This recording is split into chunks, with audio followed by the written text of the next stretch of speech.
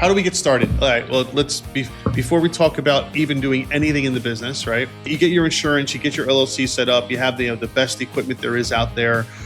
What do? How do you start getting customers? How do you start getting people to know that, okay, the legal side is done. Now, how do I get people in the door, or how do I get in people's doors? So the first thing you need to figure out is AI is fantastic for a lot of things, not very good at other things, at least not yet. So you got to pick and choose what you do. I have a rule whenever I want to get into business with someone on some level is if I don't trust the person to be a majority owner with me having no say, then I will not join you.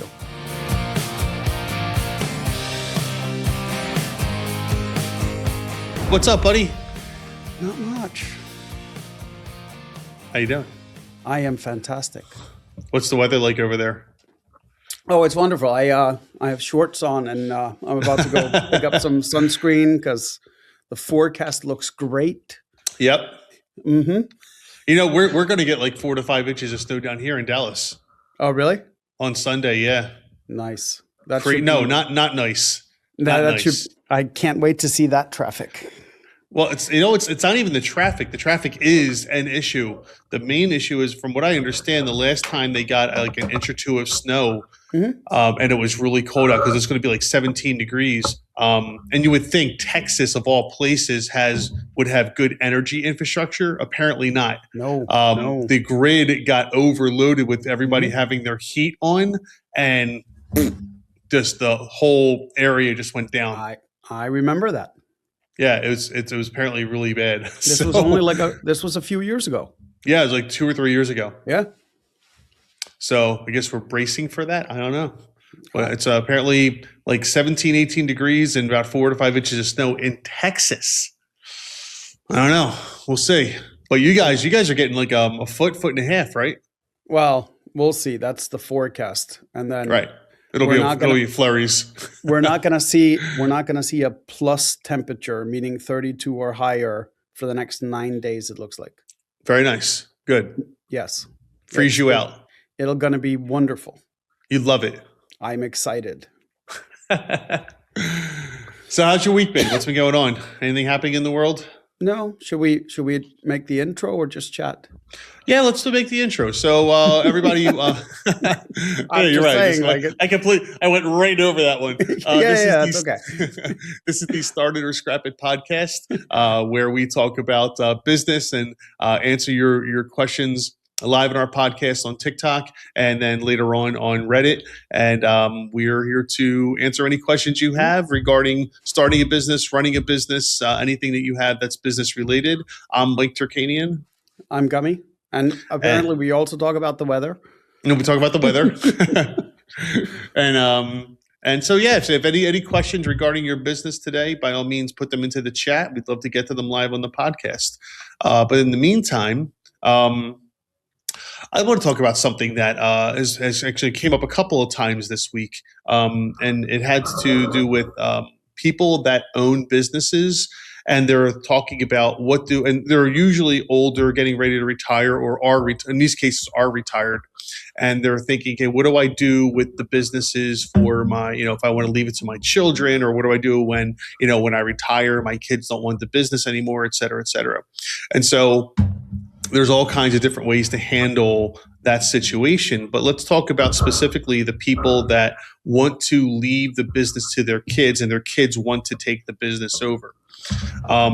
There's a couple of different ways you can do this. First and foremost is make the kid a partner now, right? So if it's an LLC, make them a partner now. In the LLC, you can do a buy-sell agreement. They buy into the company. It doesn't have to be for a lot of money. They can buy into the company for $1 or $2, whatever, and they buy into it, and it's they're now your business partner. But you have to remember, they're now your business partner. So if you don't, because sometimes what happens is it's like, okay, when I'm done and I no longer have the business, then I want, little Bobby to take it over. But I don't want little Bobby involved while I'm running it because, we don't see eye to eye on things.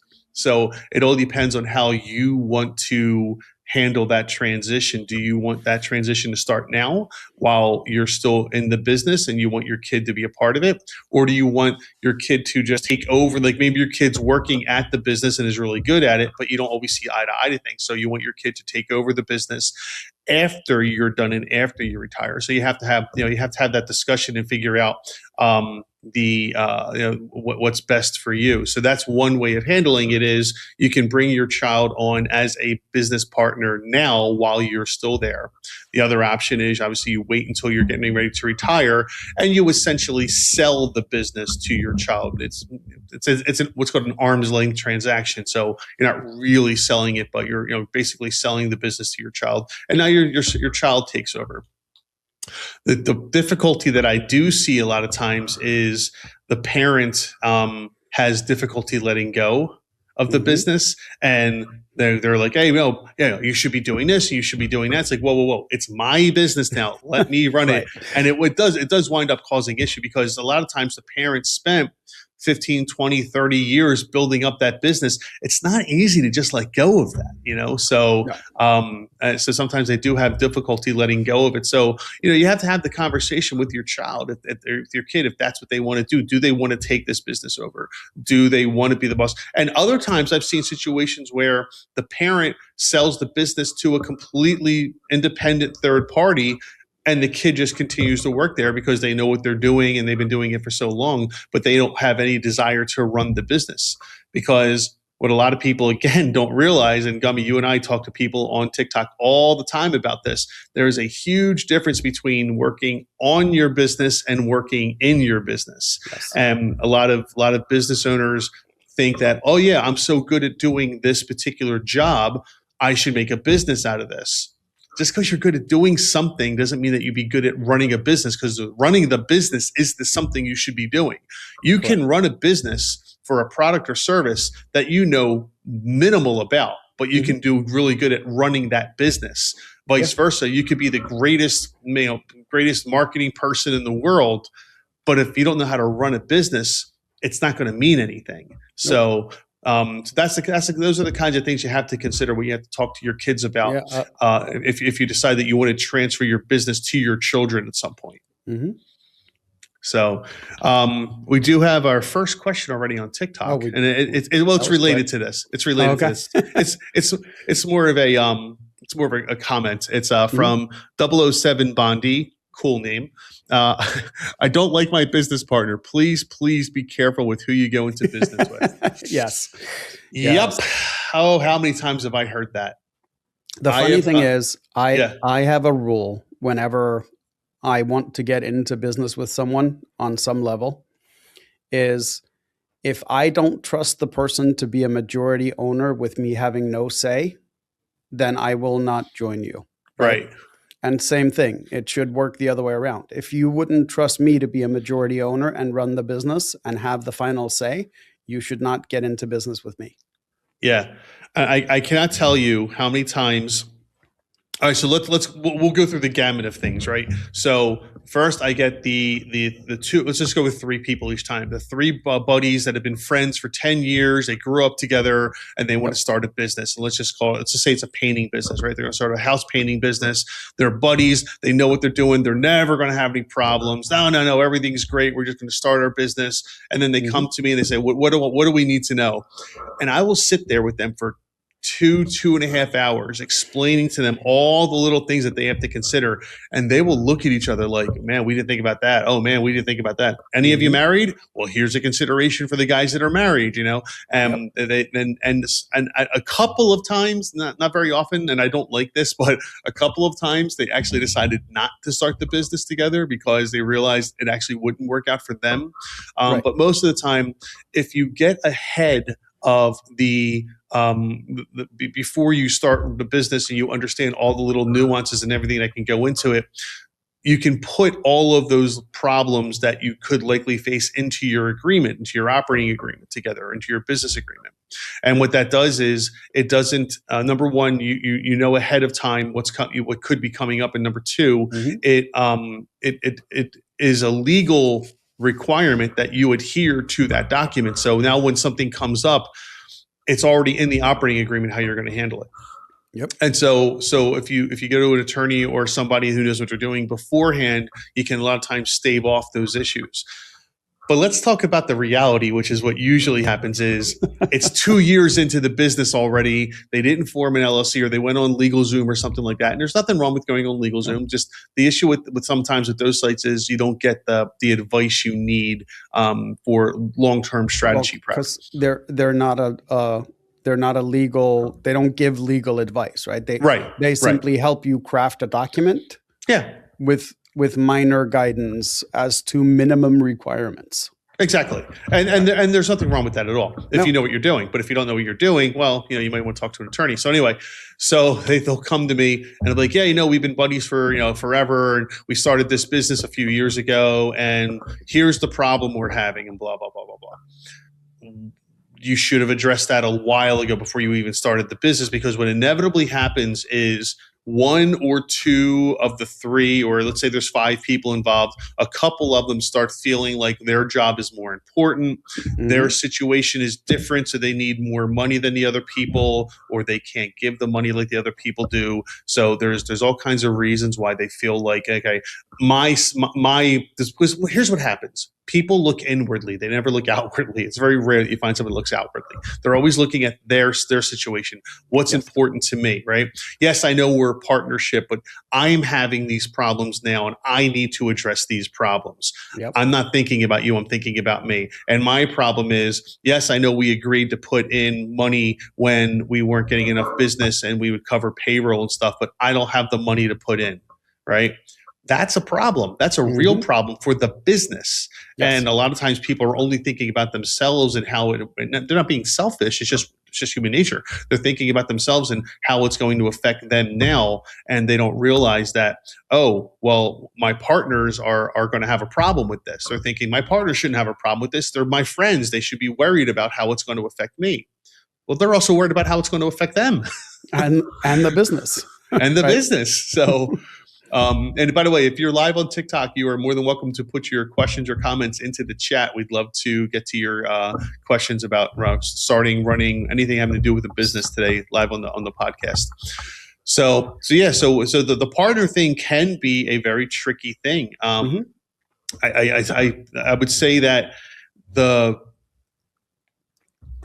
I tell my clients this: when you're starting a partnership with a business, you are essentially starting a marriage. It is just like a marriage where the two of you are going to be, and sometimes it's even closer than a marriage in some cases, but you are getting into a legal, you're getting to a legal arrangement with somebody where their opinion can be just as important or sometimes more important than yours, depending on who has what ownership, et cetera, et cetera.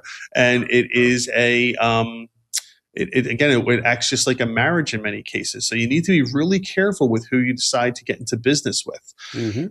Put aside the horror stories of the partner taking all the money and running, which does happen. Don't get into business with someone in a different state, because then they may ask you to come to that state. Yeah, exactly.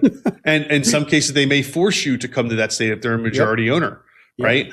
Even aside of all the horror stories, the best well-intentioned people that get together to go into business sometimes, it's a conflict of personalities in many cases. I literally we just wrapped up a website for a client, right?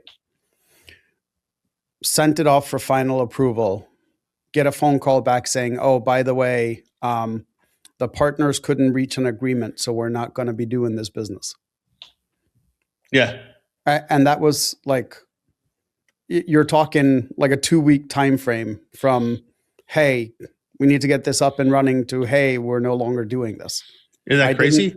I didn't ask details, but apparently they couldn't quite agree on the scope of services that they were going to offer, because some of them wanted to focus on some things and the other part of the team wanted to focus on different things, and there was no way that those two could coexist in the beginning. Yeah. And what happens is when you're first starting the business out as partners, everyone's on the same page. You know why? Because you took probably months or even a year to really sit down and figure out what you guys want to do together as a partnership. And you're like, yeah, this is great. We all are in agreement. Yes, you're in agreement then. Yeah. But what happens when things change? these guys had been up and running for a few months, right? Yeah. Like it wasn't like it was, they hadn't been doing business, but yeah, they got into it, and yeah, that business is no longer happening. Yeah, and that's what happens is you start doing well, you start making money, and you start thinking, okay, where are we going to go with this? Some people don't want a large company. They want to keep the company small. They want to keep it easy. Other people are like, nope, I want to grow this thing. I want 20 employees. What are you going to do when you disagree on that? Yep. So you have to be really careful with who you decide to be partners with in business. Oh, yeah. So I wouldn't say it can never be friends, but I have seen so many friendships fall. 30-year friendships dead overnight, gone. How many families have you seen? Family. Oh yeah, absolutely. Right. So not even friendship, but like blood relatives that get into it. I'm not going to give names or exactly what's going on, but I have a father and son situation where the father ran a business. It was we'll say a contracting business, ran it for 40 years. The son was going to become his partner and eventually take over, kind of like we were discussing earlier. And so we worked out all the paperwork, and I went through everything. I was like, look, here's what you have to consider, this, and this. But the father never actually worked with the son before. And apparently the son was a pain in the butt. And the father didn't like it. He did not like his son's attitude. And I got a call from the mother, because she was a business partner in the business as well. I was like, they wanted to talk about something else. I'm like, so how's it going with the business? Oh, it's not going well at all. They don't talk now. They're not talking to each other.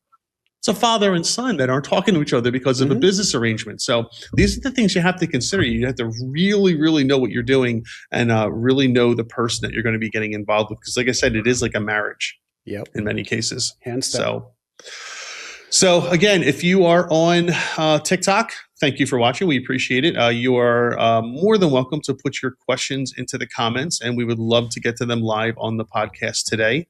In the meantime, we are going to go over to Reddit, and we are going to go to the Business Ideas subreddit and see what kind of danger we can get into today. See what mischief we can get into over here. So this is from Shivan Shu developer who says, I created a simple attendance tool for businesses. This should be interesting. Over the past month, I was working on creating a free and simple tool where business owners can manage the attendance of their team.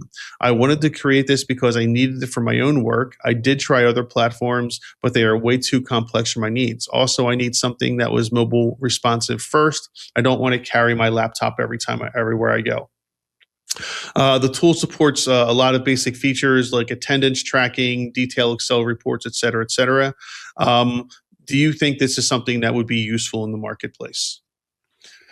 So, I mean, there's Monday.com. There's a lot of tools out there, but let's talk about that, right? So just because a market might have a lot of tools already in existence, does that mean you don't try to build something better or build something on top of it? So I can tell you, I have a couple of clients that are in that contractor landscaping, never working necessarily at the same site. One of the things that they wanted to do, because they're not in like the grass cutting business, right? They're in like hardscaping, stuff like that. Yeah. One of the things that they wanted to be able to do, and I don't know if he ever found a solution to it, was he wanted to be able to geofence when employees could clock in, right? So he wanted to be able to set, okay, you can't clock in until you're actually at the work site, right? Because he had a couple of employees that would clock in as they were leaving the house and then possibly drive 35, 40 minutes to the work site, right? So I know that was a thing that he hadn't found. This is going back a couple of years, right? Which basically means you had to have the app installed and allow it to track you. So, I mean, a lot of this stuff starts out really small and then they keep adding more features just to add more features, even though nobody's asking for it.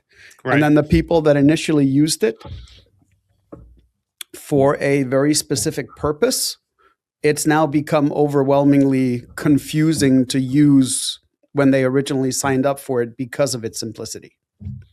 Yep. And we actually, my software team, we built something like that for a client, exactly like that, where they were having the same problem when the people would show up to the job. Mhm.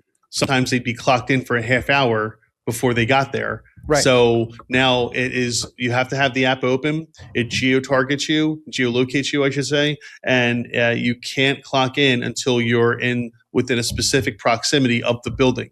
Right. Yeah, and so yeah, those things are that's very important.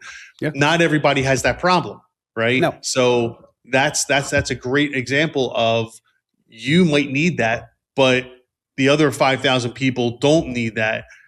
So when you have a lot of these services out there that make all of these tools for their platform where you only need one or two of them, sometimes that platform's just not for you. It's just not going to work for you. Correct.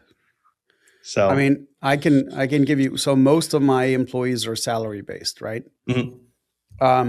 But we used to have a handful of people that were hourly. Most of the time clock and the software and stuff is not designed for someone that has 3 to 5 employees. Like, they are overly complicated. Yeah. I just needed something where they could clock in, clock out, and then at the end of the week, I would just get their hourly report, right? Mhm. The other thing that I found very interesting in a lot of these is, like, the software we ended up going with, they have like buffer times. So like if you clocked in at 8:47 and started working, the buffer and the thing wouldn't clock you in till technically like 8 minutes later. Huh. It was weird. Like, we had to dig to find the setting that says, no, from the moment they clock in to the moment they clock out, they get paid, right? By default, the app was set up to round it to like the next 55. It was like, see, that's and I'm you, like, you have to figure out where that's at, and that takes up correct. time. And now you got to go and adjust everybody's time card Yeah. from before.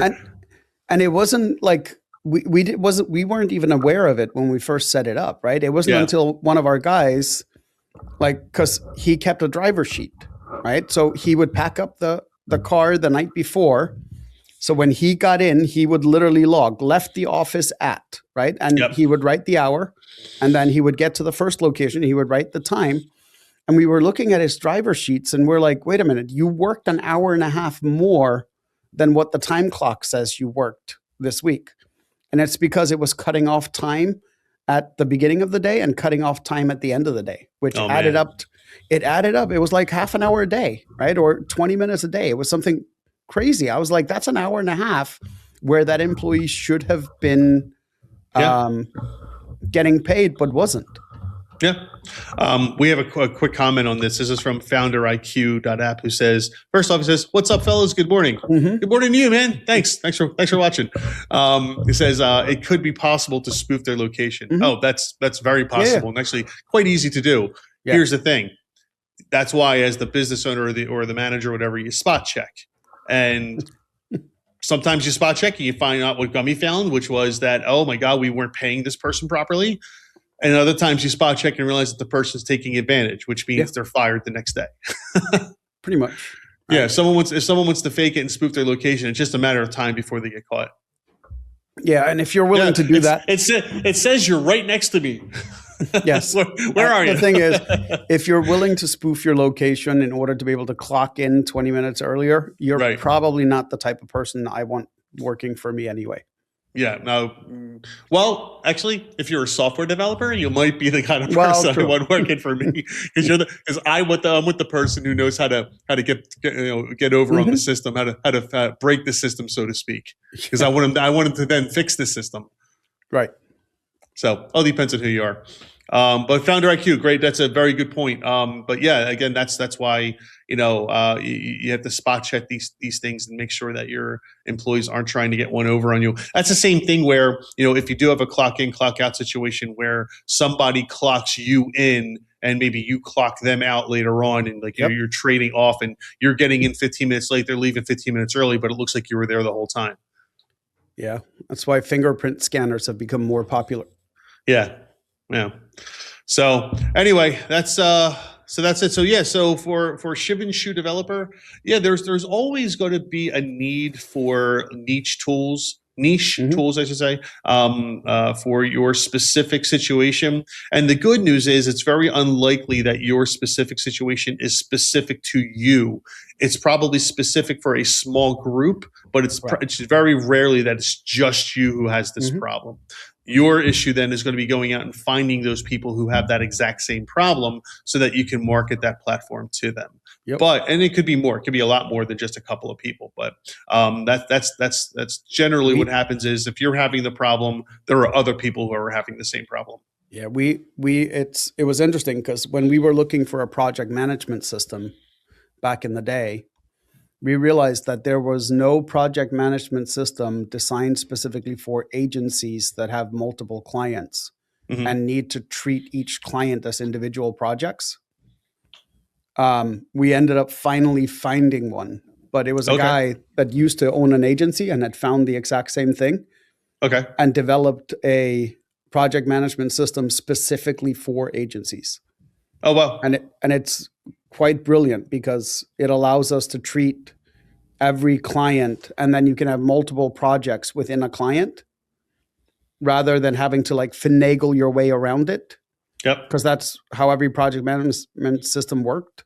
Is we couldn't set up a client and multiple projects under the client. We would have to set up a main project and then sub projects under that main Oh project, yeah. I right? got you. And it just became annoying because it made it difficult to assign people to time track.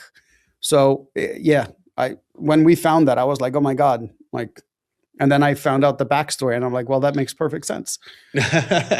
so, so yeah, again, if you're live on TikTok, please put your questions into the comments. We'd love to answer them live on the podcast today. In the meantime, we're going back to Reddit. But Founder IQ, thank you. Oh no, wait, no, we're not. Hold on. Something What? just came in. This is Oh, from Beep Beep Boom, who says, "Funny to hear this. I am developing a project management system. Ha! How about that? But for artists specifically. Mhm. Ooh, that's kind of cool. It's still in the works, but will be designed to help artists keep track of freelance projects in conjunction. Yep. And there's more coming in, but that's kind of cool. I like that. See, Yeah. this is what's cool. It's when you start getting your little niche projects, right? You say, okay, I'm going to make something that's specific for this group. I'm making it specifically for artists. I'm making it specifically for doctors, et cetera, et cetera. Whereas a lot of these large platforms try to make everything for everybody, and they wind up drowning you in where do I go for this setting because this one thing does something like you said, Correct. adds 5 minutes or 10 minutes to the time card. Where do I go to change that? And you can't find it anywhere. Right. And so when you make these niche project management systems, or really anything that you're doing that's niche, it's usually you're thinking like that type of person. You're thinking like an artist would. You're thinking like a doctor would. You're Yep. thinking like an electrician would, et cetera, et cetera. So that's great, man. Beep beep boom. That's awesome. That's what's really good to hear about. I have become a fan of, so I noticed this because, as you know, we work with like Go High Level, right? Yeah. So one of the things that they've done, because I mean that's a monstrosity of a system, right? Like if the Yeah. learning curve on that is pretty steep. What I like about what they've done is they've approached this differently. And when you set up a sub account within High Level, they have what's called like industry templates, Mhm. right? So when you select plumber as an industry template, what it populates and what features it makes the primary are different than if I select a physical therapist or chiropractor or marketing agency. So like they do a lot of the pre-work for you of the setup by selecting the template, but you still have access to the entire system and you can grow within the system, but that initial learning curve becomes drastically smaller, Yep. which is another way to do it, right? It is. But Yeah. I like niche systems that service a very, very specific industry with specific tools that only do specific things. Yeah, I agree. I do as well, and that's that's the kind of stuff that I'm starting to see more and more get built out. Is we want to build this tool for this industry, Yep. Great, go do it. I love it. Yes. That's great. Because here's the other side of it. If you're building for a particular industry, I would imagine you speak to this. Your marketing budget won't need to be as high as if you're building it for everybody and you have to hit everyone. Correct. And it's also hard to then explain to someone in a specific industry how this is good for you, Right. like specifically for you, right? Like it's no longer designed around you, but you Right. can use it, right? If I'm selling you, let's use shoes as an example, right? If you come to me and say, "Hey, I'm a runner and I need running shoes," I don't take you over to the dress shoe department, Right. right? Now it's just a matter of fine tuning. Okay, what type of running shoe do you need? Do you do long distance running? Do you do sprinting? Do you like laces? Do you not like laces? But it's way easier to pinpoint how to talk to you because I know you need running shoes. If you just come in and say, "Hey, I need shoes," like, okay, What kind of shoes are we we've got talking? we've got Cleats? we've got shoes. So, we do have a. By the way, beep beep boom. That's great. I'm really happy to hear that. When you're finished the project, let us know. We'd love to promote it for you. Love to tell people about it when you get done. So let us know when the thing's ready, and we'll take a look at it. We have another. This is a question from Duke May 32, who says, "How do I get started with a pet training, walking, and grooming service?" Oh, cool. It's been a dream of mine. I think I'm ready to make it finally happen. Okay, so how do we get started? All right, well, before we talk about even doing anything in the business, right? Yep. We always say is first thing you want to do is you want to get your business incorporated. You want to either form a corporation or an LLC. LLC is the easiest way to go. It's relatively inexpensive, and what it does is it provides you a lot of protections. It provides you some tax benefits. There's a lot of reasons why you want to form your LLC. Not going to go into full detail right now, but you're more than welcome to follow up with us, and we'll give you more detail later on. But forming your LLC is the first thing you should be doing.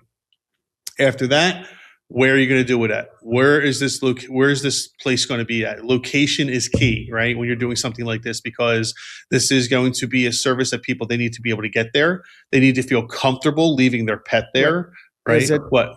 Is it I thought he said it was dog walking business. So I'm assuming he's going to training, walking, and grooming. Oh, that's interesting. I assumed you're right. With the walking, you're right. The walking says he's going to them as opposed to them coming. The training and grooming makes me think like a store that they go to, but you're right. With the walking, it's likely he's going to them. The reason that matters is it drastically changes the type of insurance you need. Yeah, oh yeah, quite a bit. And it changes a lot of things. Correct. Changes how you market, changes, right? Yeah. So that's one of the first thing is, are you going to have a primary location where you do the grooming and all that stuff? And then do you do the walking on top of the location?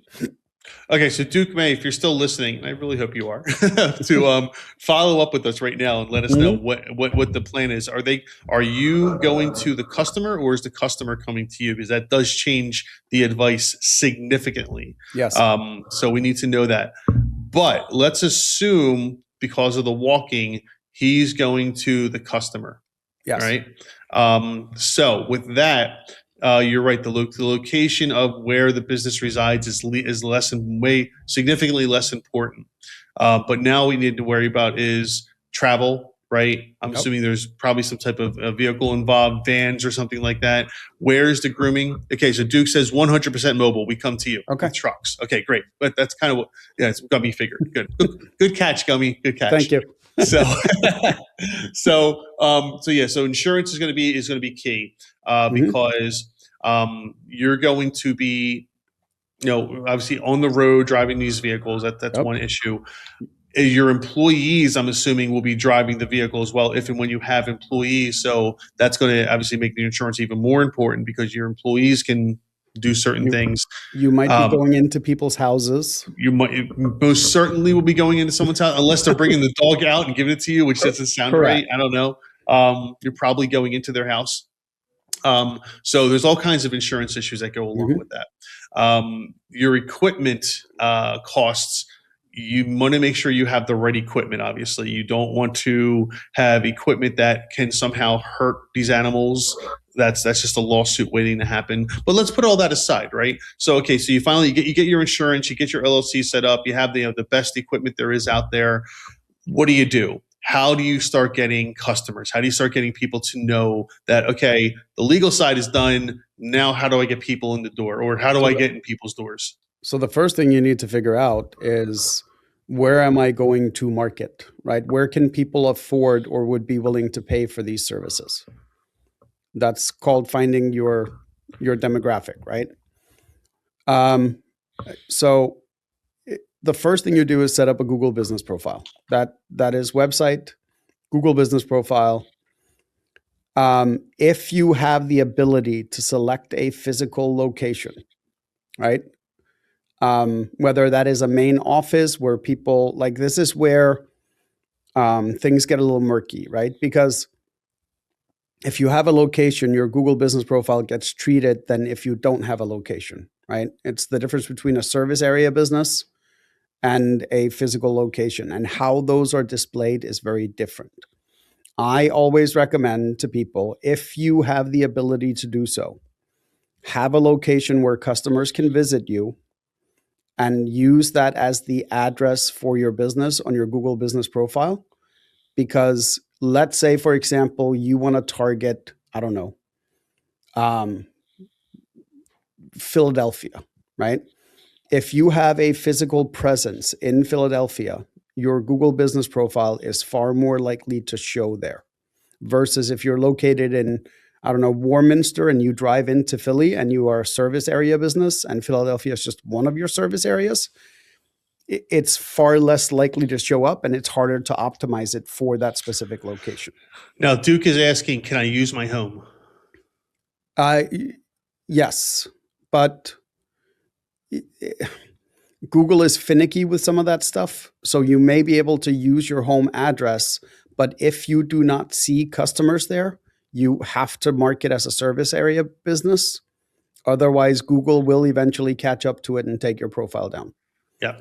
But if you have a garage, for example, in your home, and you set up that garage to be able to groom dogs in it, and on your website, you say on-site grooming, meaning at your location, whether it's in your garage, whether it's in your house, whatever it is, now all of a sudden those rules change, because now you are allowing people to come to your location, which means you don't have to be a service area business anymore. Right. But that also means, now from the legal side of things, that you have to get a permit from your township to allow the operation of a business. And Yes. I have to assume you're living in a residential area. Remember, every areas are zoned: residential, commercial, mixed use, et cetera, et cetera. So if you're living in a strictly residential area, most townships will have an exemption that will allow you to run a small business out of the home. Yep. Some of them have strict no customer policies, meaning you can't have people walk in the door. Others have policies that say one, maybe two people can walk in the door. And what they're trying to prevent, number one, is they're trying to prevent, a line of people out your door. They're trying to prevent so many cars in the street, et cetera, et cetera. So that's why that's why they have these zonings. So if you're going to run a business out of your home and there's nothing wrong with that, you need to make sure you have the right permit from your township to do so. And a lot of these are like just a formality of getting it. Like, I know people that have a small hair salon in their house. I know a jeweler that works exclusively out of his house. And it was just a matter of filing the paperwork and letting them know that you're like a by appointment only type business. And like, it's generally not a big deal to get that approved, assuming you have the space to accommodate someone, right? Yeah. Once you're done that, for local businesses, I tell them all the time, and it's funny because there are very rarely instant gratification when it comes to marketing your business, right? And most people have a tendency of overreaching the territory, which means you're spending money on advertising to an area that you really shouldn't be advertising in. So I tell people, between Google Business Profiles, social media marketing, and potentially something like AdWords, only target a 5 to 7 mile radius from the center of the location you want to service, right? But you want to put plenty of money into that advertising because you want to own that 5 to 7 mile radius, Yeah. right? When someone says groomer, nobody should think of anyone but you, right? And this is where like TikTok is great for marketing, assuming that you have a larger service area, right? Facebook, Instagram, AdWords literally allows you to pinpoint zip codes, which is far more useful when you're advertising a local business. And Gummy, something you say all the time, and I want you to explain it here as well to everyone listening. Mhm. If you have $3,000 to spend on marketing, do you do 500 on Facebook, 500 on No. TikTok, 500? No, right. Explain that. Explain Yeah, why you don't do that. So it is far easier to own a specific platform and be the leading. So it comes down to diminishing returns, right? And most businesses can hit $1 million in revenue before they need to add a second advertising stream, right? So like, let's say you have $3,000 a month.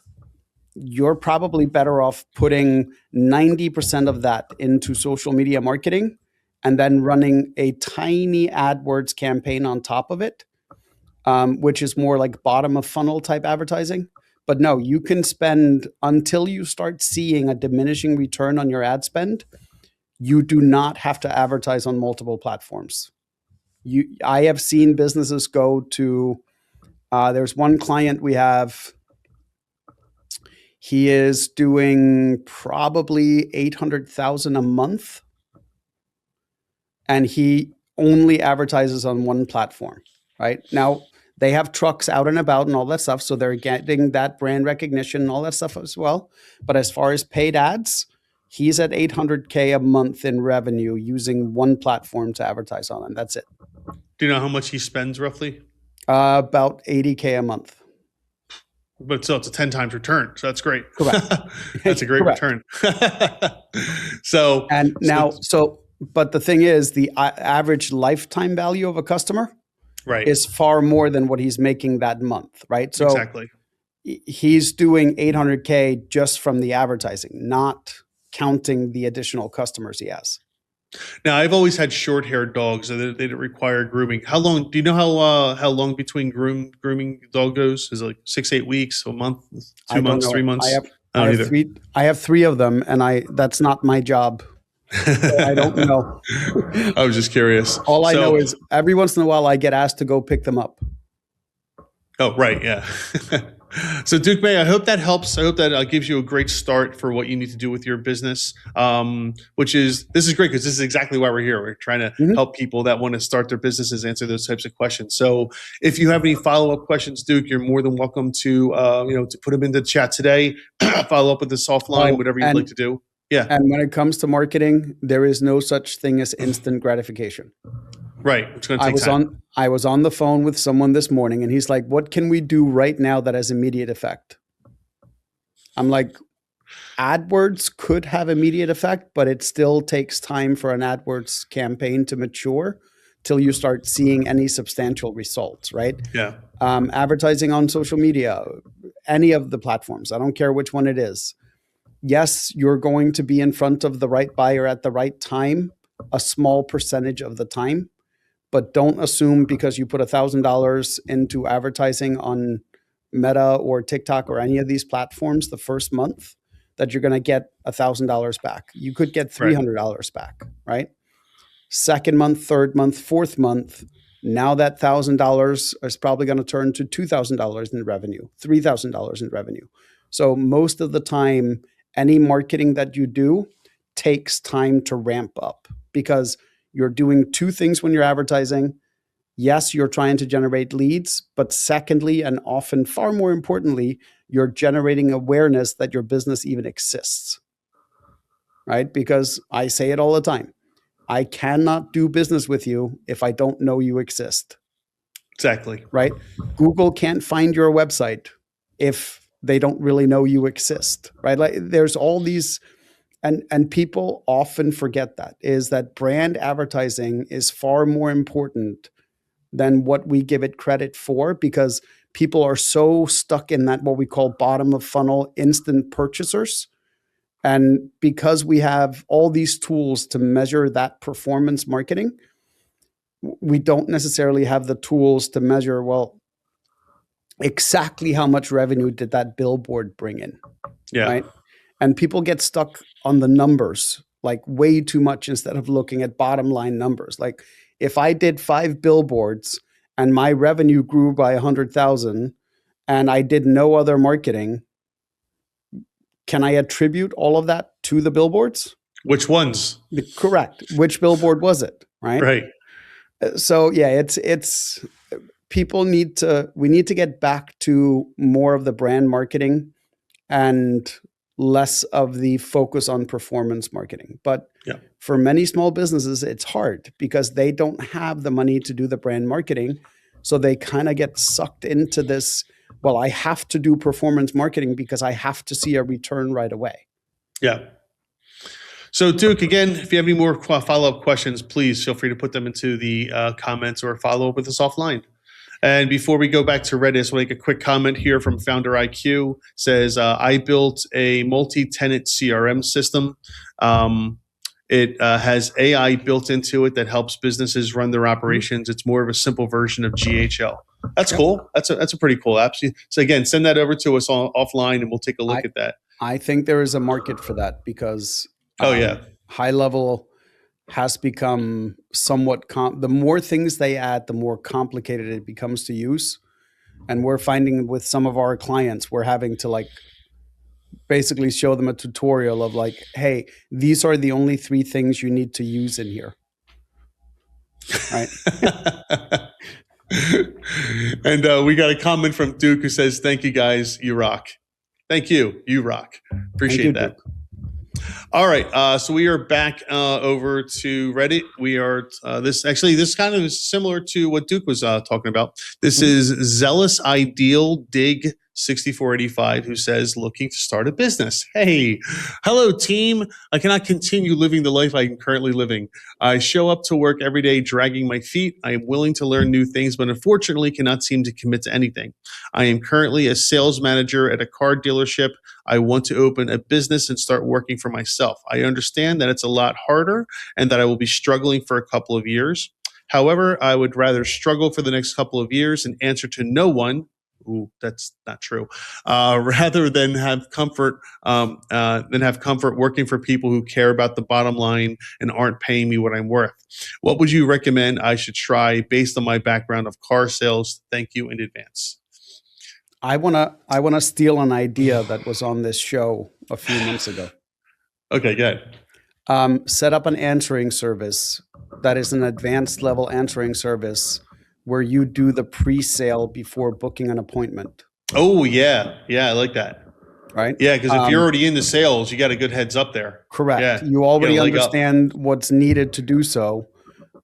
Most answering services literally answer the phone, take the person's name, number, and then hand it off to someone else, right? If you can eliminate that initial pre-sale, as I call it, right, which is the people window shopping that aren't really committed, that have questions about pricing and time and all these different things, there are a ton of small business owners out there. Like I just called a guy this morning and, you know, he couldn't answer the phone the first time I rang because guess what? His head was stuck down in a sewer line. Right? Well, if I'm a customer, you may not get that second callback. Right. So if nobody answers that phone at that moment, that could be a lost sale. If on the other hand, you have someone that can answer the phone and walk them through the initial process and make them, instead of a warm lead, they've now become a hot prospect. Right. I think there is a market for that type of service. See, this is different than a virtual assistant, which is someone who just answers the phone and says, okay, we'll have them call you back. This is a person who answers the phone, understands the product or service Yep. and can then talk intelligently about it and try to start working that sales pitch. Yep. They might not close the sale. Maybe they will, maybe they won't, but they're at least giving the person the information needs. So let's take a trade, for example, like, you're talking about a plumber. So let's talk about plumber. So someone calls the plumber can't answer because they're in the middle of fixing something. So this assistant answers the phone. Okay, what's the issue? Oh, okay, I see, the toilet's overflowing. Here are some things we can help you try right now, blah, blah, blah. It at least gives them the confidence and the comfort that, these people know what they're talking about, as opposed to, okay, we'll have the plumber call you back in an hour. No, in an hour, my house is going to be underwater. I can. So there's a comment that I'm going to address. It's very interesting because we record a bunch of calls that come in through leads, right? So I get to listen to a ton of different calls. And I can tell you the person answering the phone is often the one that makes or breaks the deal before it even gets to a sales rep, right? And it's in how things are phrased. Like since we're talking about plumbers, this is what popped to mind, right? Someone called one of our plumbers the other day with an emergency, right? Their water main had a crack in it and was leaking on the wrong side of the shutoff valve. Oh. Right. So the person starts by asking, hey, what's the price for an emergency plumbing, blah, blah, blah. And the person literally had to go, hey, can you hold on? And you could hear them walk over and be like, hey, what's our rate for an emergency for a water main, right? And it was a very weird conversation and process. And the guy goes, okay, let me call someone else and see what they can do, and I'll call you back, right? That's code for I'm not calling you back. I don't feel comfortable. I don't feel comfortable with you. No. Versus the person, when they answered the phone, the guy said, hey, I have a plumbing emergency, there's a water main. If that person would have said, hey, what's your address? Let me see how quickly we can be there. Right. Totally different response. Now you're putting the customer's need first, right? Yeah, because that's what they want to hear. It's an emergency. They're having a problem. Right. They don't want to hear, I don't know. Mm-hmm. So they want to hear, I'm on it. I got it. Correct. So like if nothing else, they could have said, hey, listen, we could be there in 2 hours. Depending on where the crack is, we may have to shut it off at your property level. Do you know where that valve is? Now, all of a sudden, you've shifted all of their focus back to the problem they're having, not what it's going to cost to fix it. Yep, right? Exactly. And as long as you're reasonably priced, right? You didn't have to be the cheapest. You don't have to be the most expensive, but you already have an advantage over the person that just ranted off and gave them a price. Yeah, exactly. Right? And in situations like that, at that period of time, it's not about the money. It's about who's going to solve my problem first. So Founder IQ just put in the chat saying, oh, AI voice agents could handle this well. I can tell you, I train voice AI agents and we write them and we prompt them and do all that stuff. And no, they are not. They are good at replacing generic answering services. Yeah. They do not understand problem solving. They do not understand problem solving. They do not understand empathy. They do not understand how to build rapport with someone on the phone, but they are really good at replacing generic answering services. I had this exact, not the plumbing thing, exact problem with an AI prompt, an AI answering service yesterday. I had to do with a rental car, and I needed to talk to a human being because I needed to know, because there were two different addresses on the email that they sent me, but it didn't say which address I had to go to. And all I had to do was talk to a human being to say which address I had to go to. And the AI prompt kept just taking me in circles. Yes. Like, well, you could go to this address or this one. No, the car's only at one of those two addresses. Which one is it? Can't be both. I reserved the car that is waiting at a location. I'm not asking where can I go to rent a car. I'm asking where can I go to pick up that specific car. It didn't get it. It just didn't understand that. So you got to be real careful with using AI. Yes, Founder IQ, AI is fantastic for a lot of things. Not very good at other things, at least not yet. So you got to pick and choose what you do. And actually, following up with that, so another comment on TikTok. This is from Brook It Up. Says people need, capital need, the human touch. That start. I really want to help people make human connection for friendship, love, and business with empathy and love. Sorry for the typos. You're right. They do. That people. A lot of times we need the human touch with certain things, especially in an emergency. Could you imagine you're having a plumbing emergency and you call and you know it's an AI assistant, or press one for this? No, No. unless Right. press one is stop the leak. Yes. I'm not pressing anything. But I'm finding someone new. I mean, I can tell you, so for all our business profiles that we have, right? We actually have AI agents answering every single business profile that comes in. Where it's really good is filtering out spam calls, Oh yeah, yeah. right? Yeah, you show me your phone all the time. It's like unbelievable how many Correct. spam Like spam we calls it filters haven't out. we haven't lost a lead due to the voice AI agent, but we're also not in an emergency business. Mhm. And our AI agents are trained simply to get the contact information and say, hey, listen, thank you. We really want to set up an appointment with a marketing specialist, but in order to do that, here's the information we need because we don't want to go into the appointment blind and steer you in the wrong direction, right? And people Yep. generally understand, okay, so these guys want to do a little homework about my business, my industry, my location. Perfect, right? I can even set it up so that they can schedule the appointment for me. Mhm. Right. So if the person forks over all the information, the AI agent knows to give us at least 24 hours before scheduling a meeting. They can access our calendar so they can find the earliest available date. AI agents are great for that. Yep.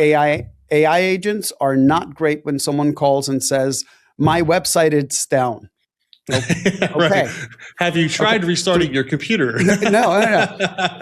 Can I have your name? Can I have your email address? Can I have your phone number? No, Right. that's not what the person wants to hear. All they want to Right. hear is, let me check it out real quick. Right? Yep. While I have you on the phone, give me a couple of minutes so I can do at least the baseline research to figure out where the problem might be. Once I Yep. know where the problem is, I can then tell you how long it's going to take to fix it, right?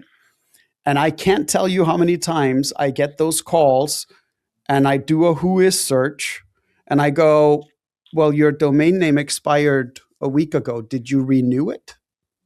And they're like, what? And I'm like, the domain name that you have Yeah. registered with GoDaddy or whoever you have it registered with expired a week ago. And they're like, why would it expire?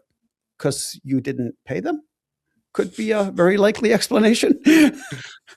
And you've seen Pulp Fiction, right? Yeah. Yeah. So it's conversation like this always reminds me of the wolf scene, right, where Jules is on the phone and he's like he's freaking out. He's like, Samuel L. Jackson's character, he's like freaking out. Oh my god, I don't know what to do. Blah blah blah. And he's like, relax, I'm sending the wolf. You're sending the wolf? That's all you had to say. Right. That's what people want to hear. They want to hear confidence. They want to hear, oh, you got it? You can take care of this? Great, then I'm good. Come over and take care of it. Mhm. So, especially in emergency situations like that. Yeah. So, I forget how we got on that topic. Oh, we were talking about this person from Reddit, Zealous Ideal, about the answering service, and Correct. but the answering service to be able to help people with their problems while you're taking the appointment or whatever. Basically, it's I would say figure out, because you're already good at sales. Like, Yep. call car dealerships what you want. What most of them do really well is train their salespeople, right? Yeah. What most small businesses don't do well is train their salespeople, right? Especially Right. the ones answering the phones. And if you can show, because all this data is available, right? If you can go pick up your first client and go, hey, look, out of these 10 phone calls that they got, instead of making 4 of them appointments, I got 8 appointments. That means you need half as many leads, Right. right? To convert the same amount of business. Well, if you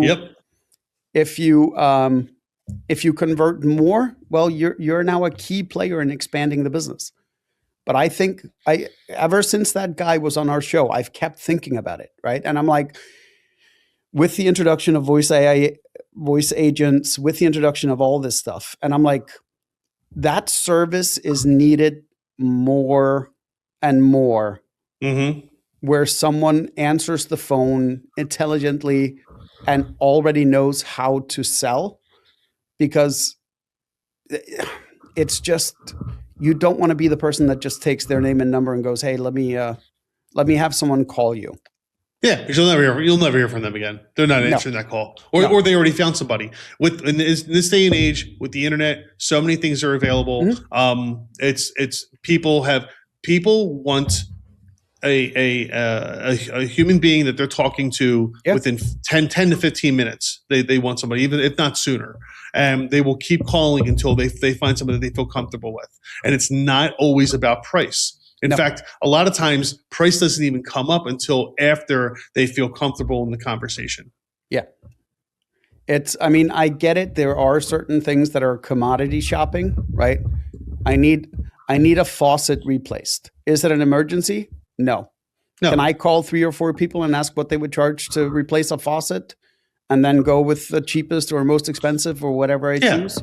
Absolutely. But you are more likely to go with the person that you felt like you had somewhat of a connection with than just the guy that was the lowest priced.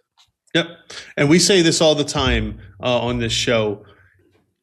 Your business can only succeed if your customers trust you. And they have to feel like, especially when they don't know you yet and they're not your customer yet and they're still shopping around, they have to feel like they can trust you. They have to feel like you're competent, you know what you're doing, whether it's your product or your service, doesn't matter. They have to feel like in that call that you can solve their problem. Yeah. Because if they don't leave that call confident that you can solve their problem, you're never going to get business out. And the funny thing is, a lot of times the person answering the phone could start an upsell process in the process of answering the initial call, right? Like, let's take the faucet as an example, right? You call someone and go, hey, how much is it to replace a faucet? And the person on the phone goes, is it only one faucet that you need replaced? Because if you're thinking about replacing more, there's hardly any, difference in cost for us coming out and replacing 2 or 3 versus 1. Yeah. Because a lot of it has to do with, it's the covered drive time, right? So the plumber may take 30 minutes to get there and 30 minutes to get home. You're still paying for that time, which is why so many of them have a fixed rate for coming. Just the initial visit is $120, right? And that's to cover that travel expense. Well, once he's there, it makes very little difference whether he's there for 25 minutes or 45 minutes.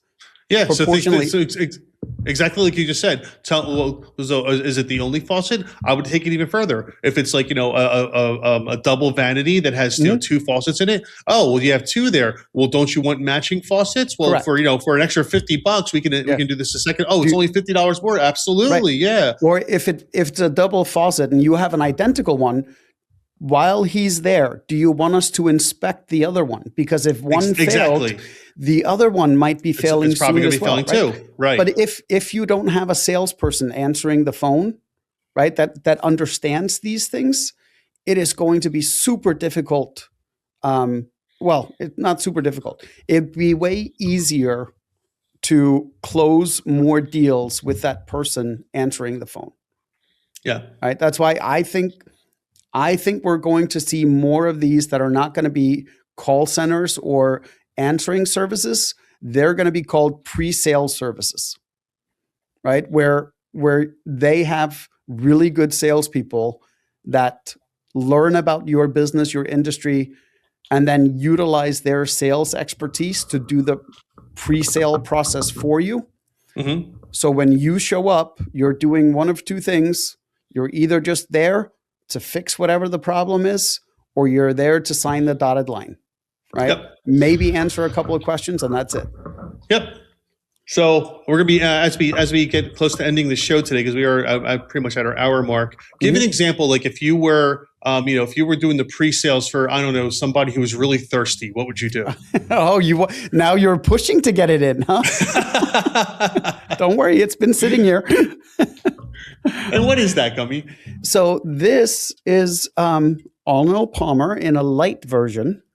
And let me tell you, it doesn't matter whether it's 90 degrees outside or right now where the temperatures are freezing. This is still nice and refreshing, regardless of the weather. Like on the golf course over ice on a hot day, very few things that are better. And in the cold weather, once you're done your hot chocolate and you have that warm, fuzzy feeling, this is a nice little treat to wash it down after.